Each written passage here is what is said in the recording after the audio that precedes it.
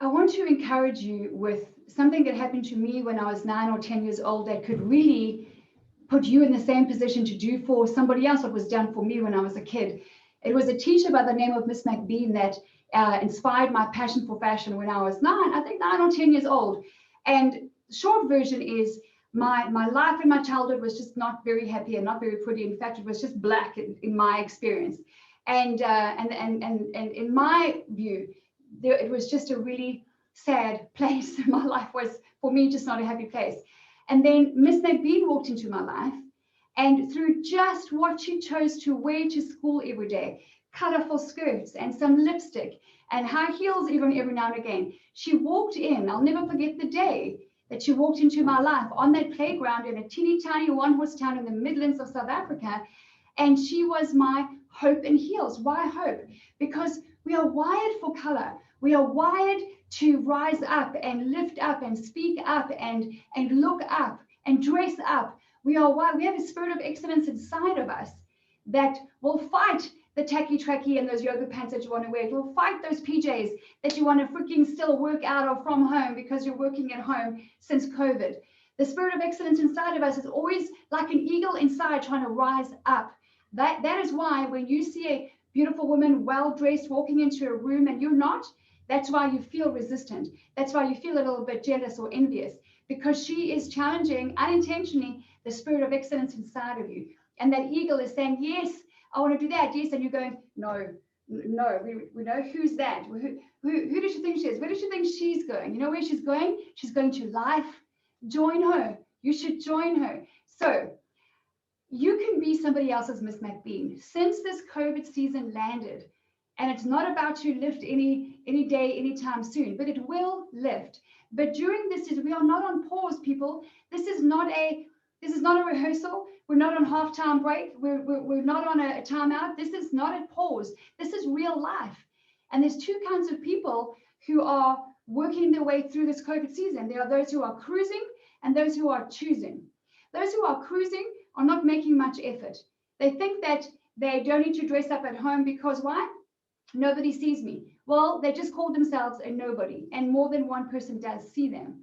And they're working out of their freaking PJs, and they're not doing hair or makeup, and I'm not saying you have to be dripping in bling and red carpet ready at all. You can be in a jeans and t-shirt and look really beautiful. They are cruising, they are holding back, they're not being productive, they're not learning anything new, they're not reading, they're just doing the bare minimum to skate on by. And then those who are choosing, as I say, every day is Tuesday. They are choosing to use this time that they have, extra time, because they're working from home, so there's no commuting, there's none of that, and they are investing in themselves. They're investing in their skills. So what that means is when this COVID curtain lifts, because it will, there's going to be two people at the gate, those who've been cruising and those who've been choosing, who are positioned, poised, strengthened, ready.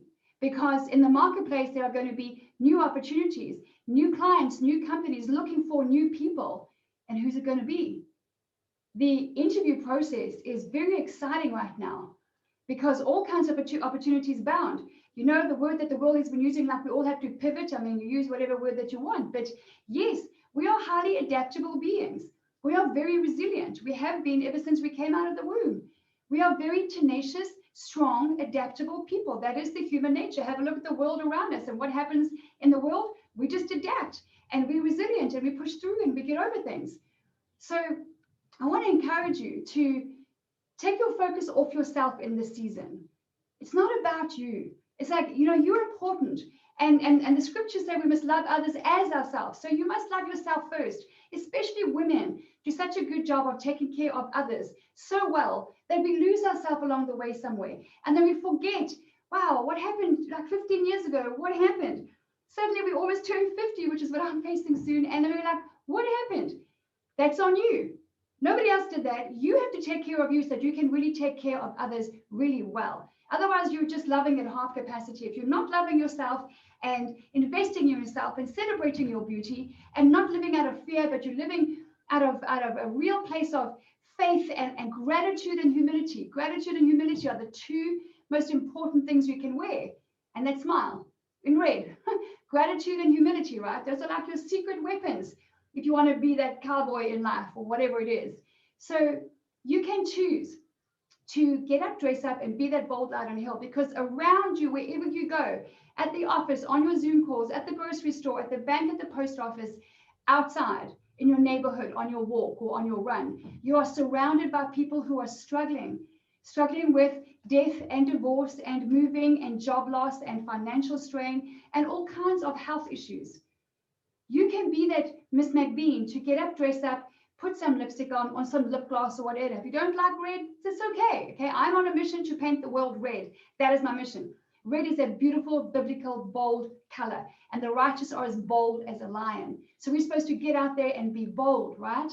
And when you're nicely dressed and you say good morning to someone or you pay him or her a compliment, it means more when you are well presented. It means less when you are in your tacky-tracky, looking like a hot mess, looking like you're on the back foot and stressed out and burnt out. It doesn't mean as much as when you put yourself forward with your best foot forward and you say to someone, man, I just want to tell you, you look amazing today.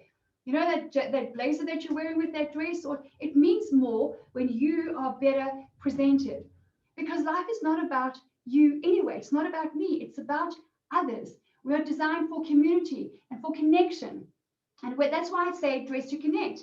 Don't dress for success, dress to connect. Because when you dress to connect, you will 10x your success. Your confidence will expand. Your influence will expand. Oftentimes, your income will expand. And all we want to do, right, as women, is we want to bring something beautiful and powerful and valuable to our corner of the world. And hell, have fun along the way, because Lord knows we can have a bit more fun in life. So be somebody's Miss Mcbean. Dress up, put a colorful shirt on, wear a different dress, put on some hot pink or red or purple Converse shoes with your jeans. Be the mom on the playground who looks good and ready for her day and actually is just edifying those around her. Moms are under a lot of pressure. There's so much going on. Men are working from home right now, and it's an adjustment for the whole family. It's a huge adjustment. It's men and women. It's not just men. So be someone's Miss Mcbean. So when you get out there and you look good, you can edify them and you can compliment them. And by the way, when you're noticeable, because a lot of people say, I don't want any of that attention on yourself. You're lacking humility. I'll say it again. If you don't want that attention on yourself, then you're thinking far too much about yourself than you should. It's not about you. If you have a message, if you've got a product or a service that you believe is good and it's valuable and can help people, then why would you go, I don't want to be seen, but here's my message. That is just pride. Get out of your own way, get over your precious self, and get up, dress up, and be a bold light on a hill and say, I believe that this is what's going to help the world right now. And this is what's going to help people. And I know how to do it. And I'm passionate about it. And you go out there and you do that thing, whatever that it is. It doesn't matter what it is. But don't be too focused on yourself, because if you have this thing that's good for the world and you want to get it out there, you need to be seen. When they can see you, they can hear you. They can learn from you. They can do business with you. They can do life with you. Hell, they might even be able to marry you. All right, so that's my message. And that's my encouragement to you today, is be someone's Miss Mcbean. Get your focus off yourself. You're not designed to blend into the black ground. Black will always be black, but it's how you wear it and how often you wear it and what you do with it. Black is striking and bold. All right, so don't think too much about yourself. That's going to help you to take your focus off of your precious self and focus on the people around you. It's like, think about it this way. If there is a crowd of people, right, and everyone's wearing black and brown, which is usually the case, and you have something that can help someone. Let's say you have whatever.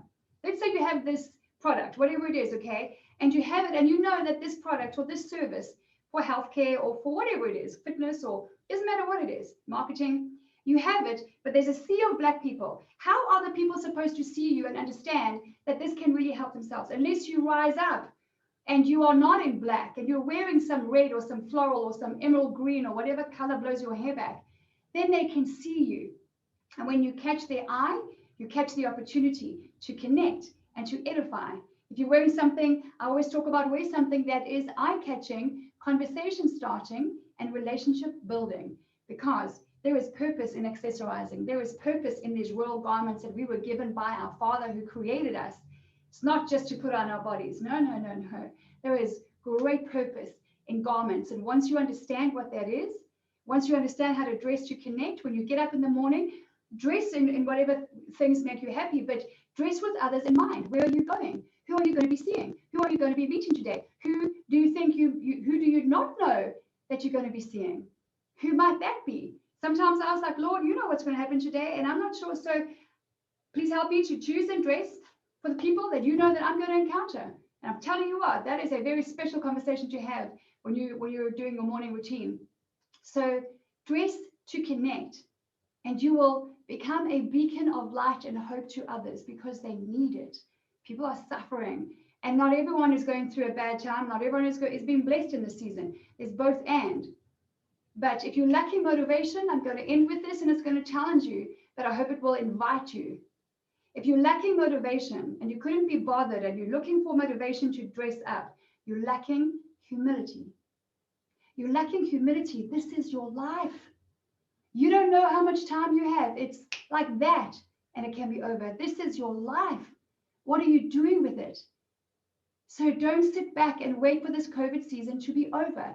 Get up, dress up, be a bold light on a hill, and go and be someone's Miss Mcbean.